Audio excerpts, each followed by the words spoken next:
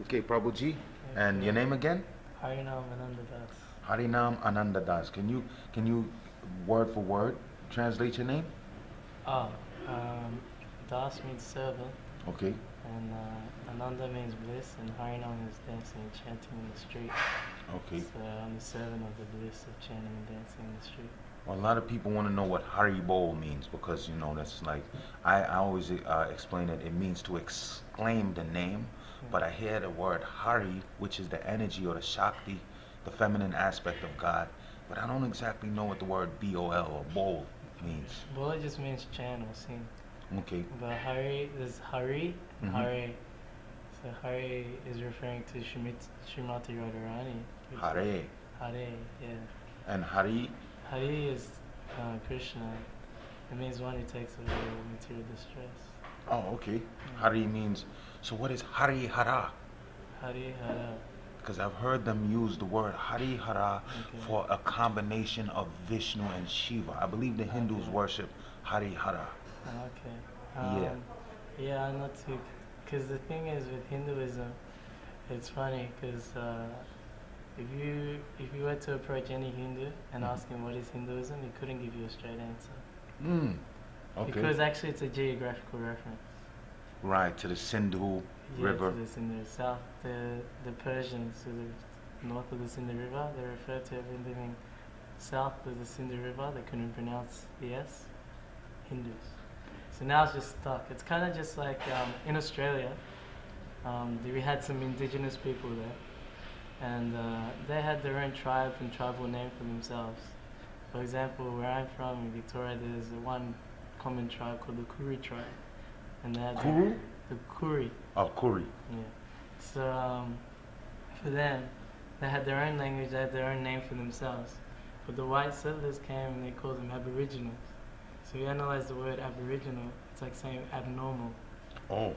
Original and ab. So right. It's like, oh yeah, the original. Wow. So you're like original, but you're not normal. Yeah. So now it's stuck. They call themselves Aboriginals. That's sad, man. So you can see how misconceptions, if it just gets pounded into someone, True. Identify with it. Well, there's a derogatory word in America, like they call nigger, right? They use that for black people, and as people do more research, they find out that nigger really actually was Naga, and in Africa, when you have the word Naga or Negus or Negasta, it always refers to rulership or kings. So this area, I guess what they call Niger, was where a lot of kings came from. Sure. So in the essence, they were calling us kings, but you're my slave now, so I'm gonna change it to nigger. And then when you go further east, when you have this word, anything dealing with Naga is dealing with the serpent, which is the source of wisdom, and the original spiritual master rides on an eternal serpent. So, we call him Balaram, or the older brother of Krishna. He rides an eternal serpent, and he's the original Ananta Sesha, or the original Naga. So just... And he's white. Yeah, he's white, Krishna's black. Ebony and ivory, basically, huh? So did Paul McCartney and Michael Jackson know what they were talking about when they sang the song Ebony and Ivory? That's right. So they're the source of the yin and the yang, huh? Yeah. Okay, so now about the age of Kali Yuga. Tell me about Kali Yuga, please. Yeah, Kali Yuga. So, as I was describing before, so Satya Yuga was the golden age where everyone was spiritually inclined and they lived for a very long time, and they performed very austere, like intense austerities and meditation. So over each age, the people would they actually got smaller. They were degrading each yuga, each age, and that is the nature of this material world. Everything degrades. Okay. So like in Treta Yuga, they'll probably live for 10,000 years. In Dwapara Yuga, 1,000 years. So now in Kali Yuga, the maximum is 100. But even now, people don't even live for 100 years. The nature of Kali Yuga, people that have short memories. For example, if I was to tell you my mobile number, you couldn't remember it. No one remembers phone numbers anymore. Even if you remember 20 years back, you could remember so many of your friends' phone numbers. just off your by heart. And now everyone's got these phones, and you can see like hard drives are getting bigger. Okay. You know, so that means people's memories are totally becoming degraded. People are short-lived, yes. People are just unfortunate. It happens. People are always disturbed. You put two people in a room, they're bound to fight. This is the nature of Kali Yuga. So it's a dark age actually, and the inclination towards spiritual life has become close to nil. This is the nature of this age. And if there is any religious practice or spiritual practice, it's only for material gain, unfortunately. It's not for developing love of God. One thing that I experience when approaching people, even if they do practice another spiritual path, and they talk about Krishna consciousness or something else, the first thing that they worry about is like, what are you allowed to do? We're allowed to do this. So what's that mean? What sense gratification can you get from your religion?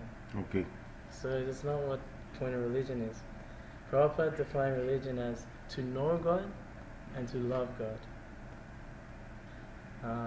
My spiritual master Karamakana Swami, he quoted one Islamic saint, and she says, she took a bucket of fire and a bucket of water outside the house, and someone asked her, what are you going to do with that?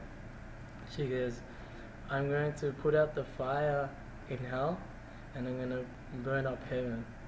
She goes, why are you doing that? Because people are concerned with these two aspects of this religion. They're not concerned with loving God. So she's going to change. She's thinking of changing the tide, you know. Mm-hmm. That's interesting. You know, so that's the point of religion, to try and develop love for God. So as being practitioners of Krishna consciousness and preachers of Krishna consciousness, we're not out to convert everyone. We're out, if you're a Muslim, you become a pure Muslim. If you're a Christian, become a pure Christian. If you're Jewish, you become pure Jewish. Mm-hmm. And how can they do that? How can they take the steps to become more pure? Well, these teachings of the Quran, of the Bible, of the Torah, they are pure teachings. But those who claim to be followers of such teachings are not following properly. And that's why you get war in the name of religion. Or in the name, you get so many sectarian groups within each faith also.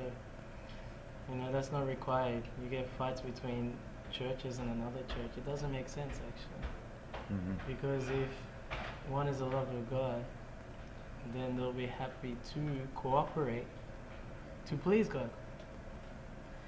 So Kali Yuga is known as the age of hypocrisy and quarrel. Mm-hmm. People are just very easily hypocrites. Very easily they can't keep their word. So what hope do we have?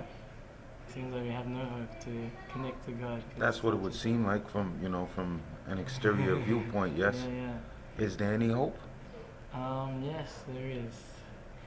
500 years ago, by the appearance of Lord Chaitanya Mahaprabhu. Stop right there. We're at 8 minutes. We're going to start over, and I want you to talk about that, because that was the first thing I asked you about was Prema Yug. Yeah. So now we're going to go into that. Great.